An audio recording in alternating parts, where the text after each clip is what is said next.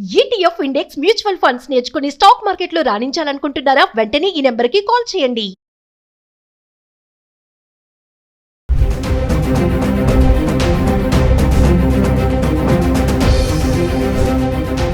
Present మనతో పాటు ఉన్నారు పబ్లిక్ స్పీకర్ రజనీ రమ్మ గారు.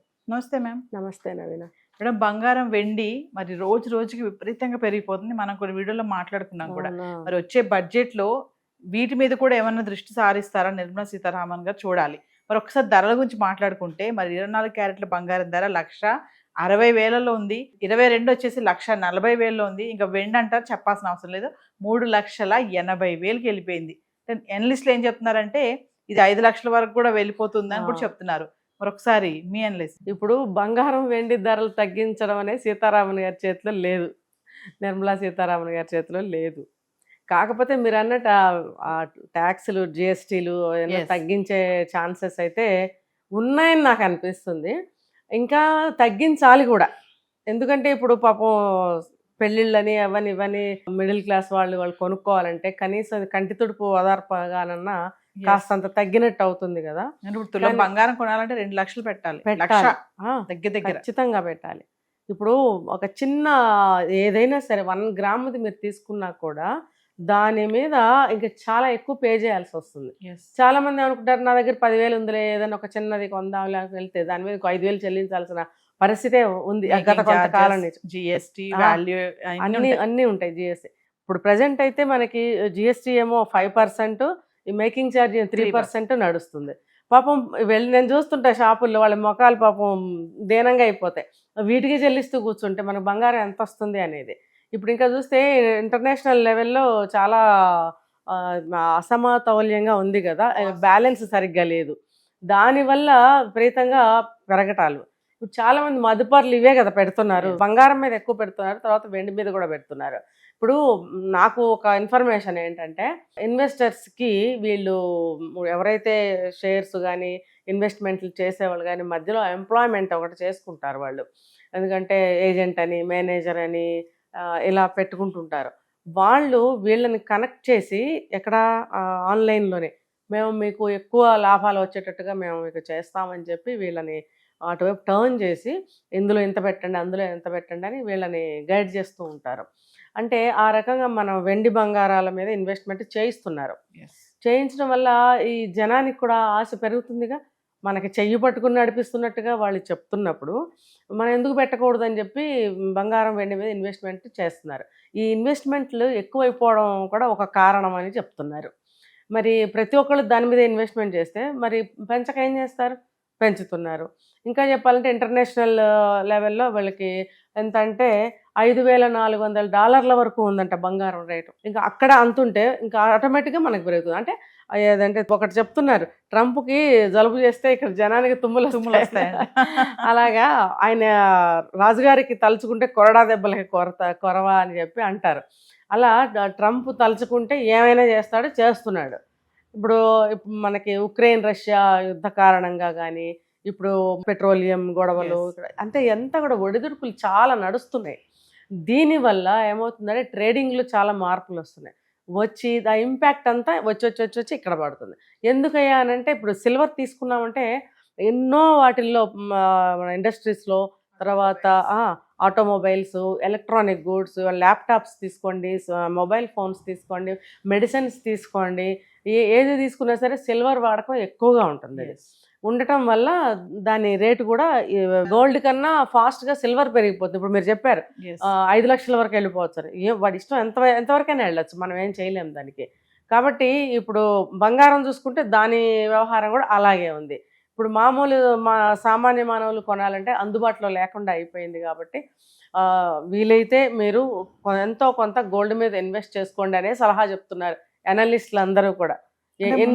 ముందు మరి పెళ్లిళ్ళ సీజన్ వస్తుంది, శుభకార్యాలు స్టార్ట్ అవబోతున్నాయి మేడం. పెళ్లి అంటేనే బంగారం కదా, బంగారంతో ముడిపడి ఉంటుంది. ఖచ్చితంగా తాలిబొట్టు అయినా బంగారం పెట్టాలనే ఒక ఆశ ఉంటుంది అది అందరికి. మరి ఇప్పుడు వాళ్ళ పరిస్థితి ఏంటి? అయితే కొత్తగా లేడీస్ బోల్డ్ కనిపెడతారు. అంటే ఇప్పుడు పాప 10th క్లాస్లోనే ఉందనుకోండి, 5-6 ఏళ్ల తర్వాత ఎప్పుడో పెళ్లి చేద్దామని అనుకుంటే ఇది పెరుగుతుందా తగ్గుతుందా మనకు అనవసరం. మనం బంగారం కొనాలి, ఒక 5-6 ఏళ్ల తర్వాత పెళ్ళికి పెట్టాలి అని అనుకున్న వాళ్ళు ఎవరన్నా ఉంటే ఈ రోజు నుంచే నెలకి ఎంతో కొంత మీ దగ్గర 10,000 ఉంటే 10,000కి ఏదైనా కొద్దిగా తెచ్చి ఇంట్లో పెట్టడం, అలాగే 20,000 ఉందనుకోండి దానికి ఏదైనా తెచ్చి ఇంట్లో పెట్టడం లాంటిది చేసుకున్నారనంటే 5-6 సంవత్సరాలలో మీకు కొంత గోల్డ్ అనేది రెడీ అవుతుంది. అయితే ఇంకొకటి ఏంటంటే, నేను ఈ మాట ఎప్పుడు చెప్తూనే ఉన్నాను, గోల్డ్ పెట్టాలి కదా అని చెప్పి ఎలాగోలా గోల్డ్ని తయారు చేసే కంటే మీ ఆలోచనల్లో మార్పు తెచ్చుకోండి అని చెప్తున్నాను నేను. ఇప్పుడు గోల్డ్ మేము ఎంత పెట్టగలము, ఒక 2 తులాలు పెట్టగలమంటే 2 తులాలే మీరు పెట్టండి. ఇష్టం వచ్చినట్టు 50 తులాలు 60 తులాలు పెట్టే రోజులు పోయాయి అని అవతల డిమాండ్ చేసే వాళ్ళకి కూడా మీరు తెలియజేయగలగాలి. డిమాండ్ చేసే వాళ్ళకి కూడా తెలుసు వెండి బంగారాలు ఎంత పెరిగిపోయాయి అని. కాబట్టి వాళ్ళు కూడా ఏమీ అనుకోరు. కాకపోతే మీ అమ్మాయి సెక్యూరిటీ కోసం మీరు పెడతారు కాబట్టి మీకు ఉన్నంతలో ఎంత మీరు పెట్టుకోగలిగితే అంతే పెట్టుకోండి, కానీ అనవసరంగా బాధపడద్దు. అయ్యో కొనలేకపోయామే, లేకపోతే అప్పు తీసుకొచ్చి బంగారం కొనటం వెండి కొనటం ఇలాంటివి చేయకండి. మంచిగా ఎడ్యుకేషన్ చేస్తున్నారు పిల్లలతో, చక్కగా మంచి ఎడ్యుకేషన్ చేయించి వాళ్ళకి ఒక మంచి దారిలో పంపేస్తే మంచి జాబ్స్ తప్పకుండా వస్తాయి. ఇప్పుడు చదివే చదువులకి జాబ్స్కి సంబంధాలు ఉండటం లేదు. అందుకని చెప్పి ఏది చదివించాలనుకున్నా ముందు బాగా ఆచితూచి సెలెక్ట్ చేసుకుని ఆ చదువు చదివిస్తే మంచిగా ఉంటుంది. అంటే ట్రెండింగ్. ఒక విషయం చెప్పండి మేడం, ఈ బంగారం వెండి ధరలు ఇలా పెరుగుతాయని ఎప్పుడైనా అనుకున్నారు అసలు?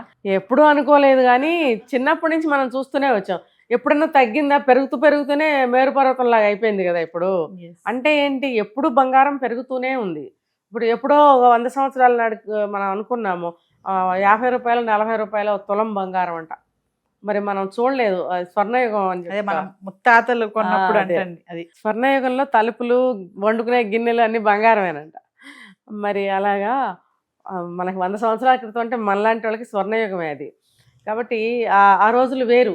అంటే ఆ రోజులకి 40 రూపాయలు తులం బంగారం రేట్ ఎక్కువే. ఈ రోజుల్లో ఇది మనకి ఎక్కువ ఎలా అనిపిస్తుందో ఆ రోజుల్లో అది ఎక్కువే.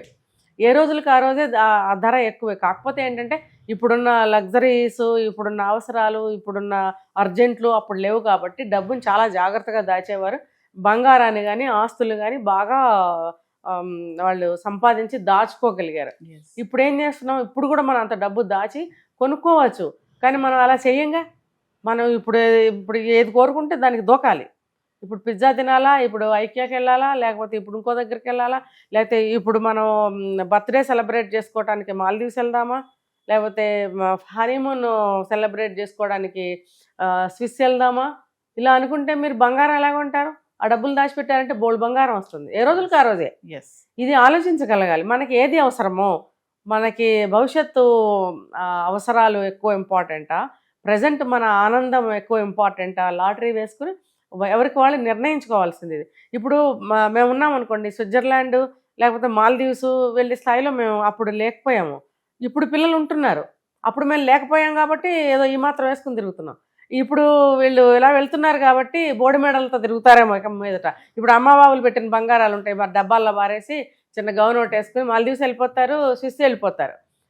తర్వాత కొంతకాలానికి భవిష్యత్తులో వీళ్ళకి ఖచ్చితంగా అనిపిస్తుంది అది మన దగ్గర ఏముంది అని. కాబట్టి ఏమంటారంటే ఇన్వెస్ట్మెంట్ కోసం బంగారం ఆనాడు ఈనాడు ఏనాడు కూడా బంగారం మీద ఎక్కువ మనం ఇన్వెస్ట్ చేయటం అనేది జరుగుతూనే ఉంది, ఒక సాంప్రదాయంగా వస్తుంది. కాబట్టి ఇది తెలుసుకోవాలి, ఇప్పటి వాళ్ళు కూడా తెలుసుకుని ఆ రకంగా మనం పొదుపు చేయగలిగితే ఏది అవసరమో ఏది అనవసరం అనేది తెలుసుకోగలిగితే ఏ కాలంలోనూ మనం బంగారం కొనుక్కోవచ్చు. Thank you.